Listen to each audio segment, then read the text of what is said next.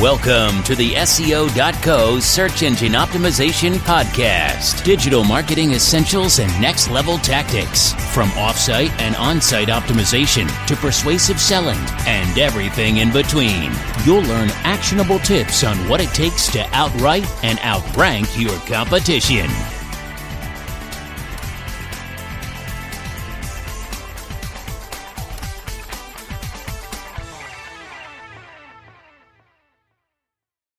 A stands for the Americans with Disabilities Act, and it was established in 1990 to combat discrimination against non-able-bodied individuals.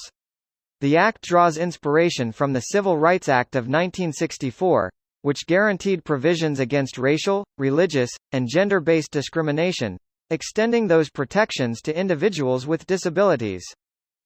The passing of this act led to some significant transformations, such as the introduction of wheelchair-accessible ramps and restrooms and other equal access accommodations within workplaces.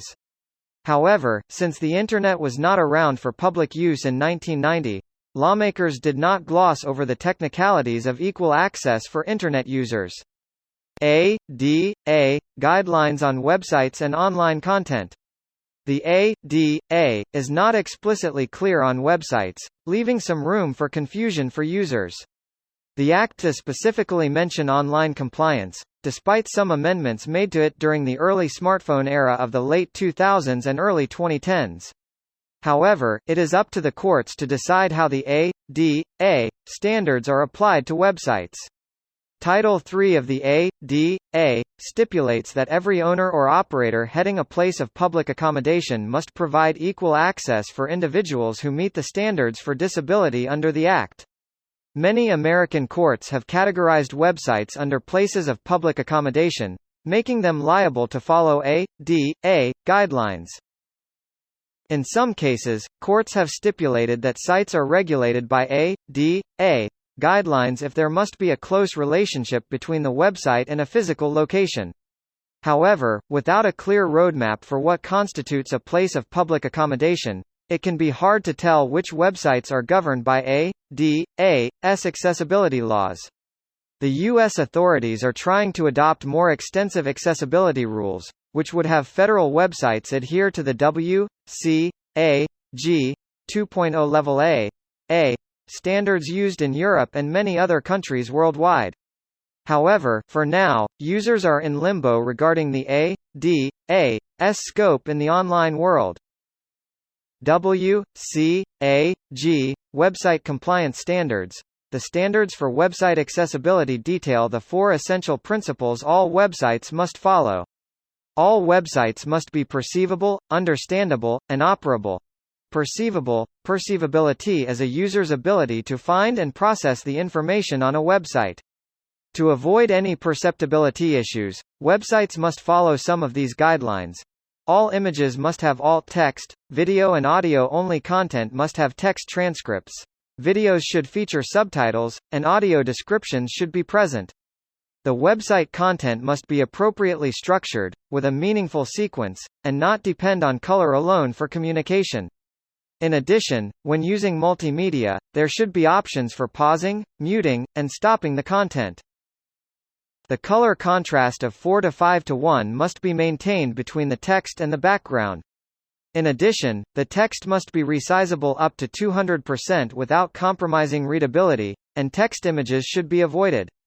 A website should not contain any content that flashes 3 times or more within 1 second. If the site features scrolling or moving content, users should be able to pause or stop it. There should also be a link that allows users to skip the navigation menu and head to the main content. Remember, this is more than simply UX design. What works for the majority of users to bolster click-throughs and conversions may be wholly inadequate for someone who is disabled.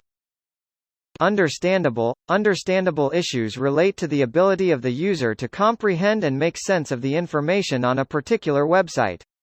Therefore, the following points must be kept into consideration to optimize websites for understandability. Each website page should have a distinct title that is descriptive, and the users should be able to scroll through the site in sequential order. In addition, all anchor text must be clear and contextual to its link. The site should have descriptive and systematic headers and labels, while there should be multiple ways to access information on the website, such as search bars, menus, and links. All content must be easily navigable by keyboard, without needing a mouse. Keyboard users must be able to navigate every part of the website easily. If the website features time limits, it should be able to be turned off or extended. Operability is tied to the user's ability to navigate the entirety of the website easily. Here are some ways to boost operability include: the navigation features should be consistent and uniform for each page of the website. For example, there should be no changes when any link is focused, or information is entered into a form field. The user must actively follow through with a command to carry out any changes to the page. In the case of forms, any errors should be identifiable and easily correctable by the user. All form fields should be labeled coherently, with a consistent format. The HTML code should be free of errors and properly nested. It is also important to determine the name, role, and value of UI components while ensuring their compatibility with assistive technology. Incorporate some of the following key elements to make your website development and design more compliant with ADA standards. Thank you for joining us on the SEO.co podcast. We appreciate your time. Be sure to rate, review, and subscribe to the show, and visit SEO.co for more resources based on today's topic, as well as access to more podcast episodes to help you improve your site's long-term SEO success.